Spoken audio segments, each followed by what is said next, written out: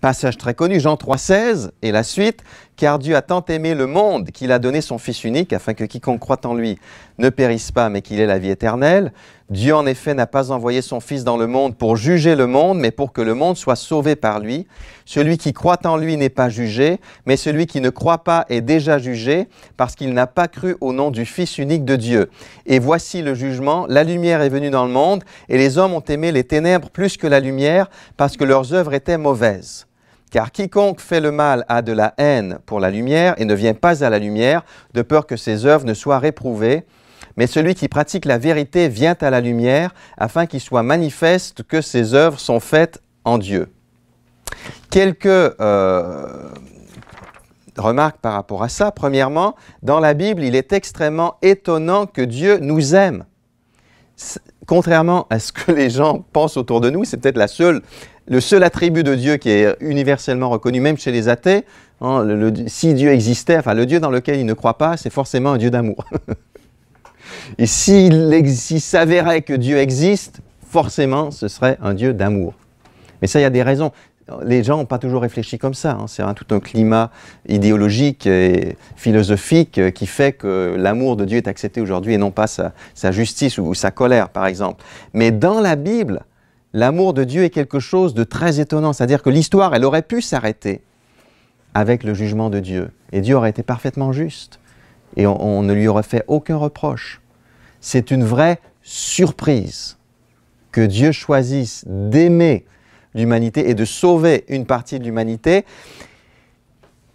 Ce verset le plus connu parmi les chrétiens, « Car Dieu a tant aimé le monde qu'il a donné son Fils unique », le monde chez Jean, c'est quand même la société rebelle contre Dieu. C'est tout le système qui s'oppose à Dieu. Donc quand vous dites « mets ton nom dans le verset », ce n'est pas un compliment. « Car Dieu a tant aimé Annie, car Dieu a tant aimé Jean, Valérie, Pierre », ce n'est pas un compliment que vous faites à la personne quand vous lui dites ça. Hein. C'est pas parce qu'on était aimable. Exactement. Ce n'est pas parce qu'on était aimable. Et le monde ici, c'est le monde rebelle contre Dieu.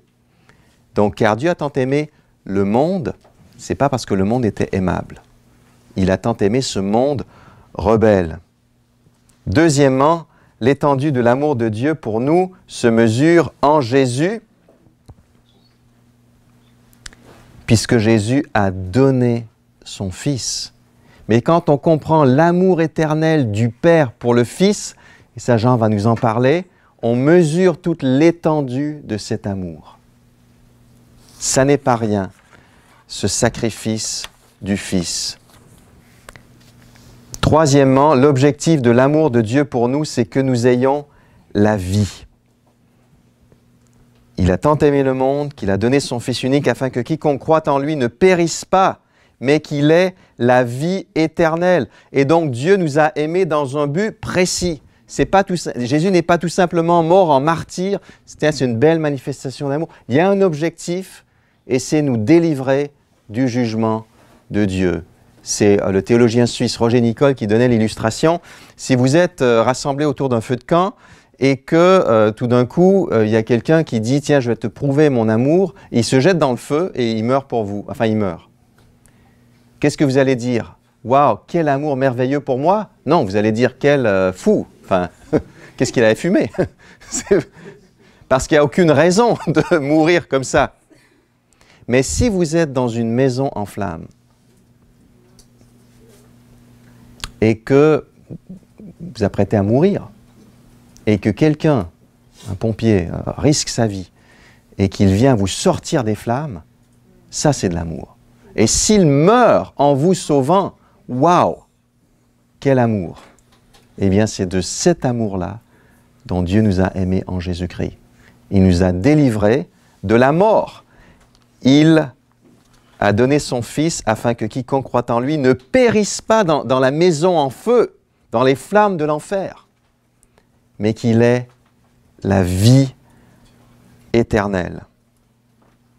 Et le moyen par lequel nous obtenons cet amour et cette vie, c'est la foi, c'est-à-dire tout simplement mettre sa confiance en Jésus. Et là, c'est vrai que ce qui importe, c'est l'objet de la foi. Notre foi, elle peut chanceler. L'important, c'est qu'elle soit orientée vers la bonne personne.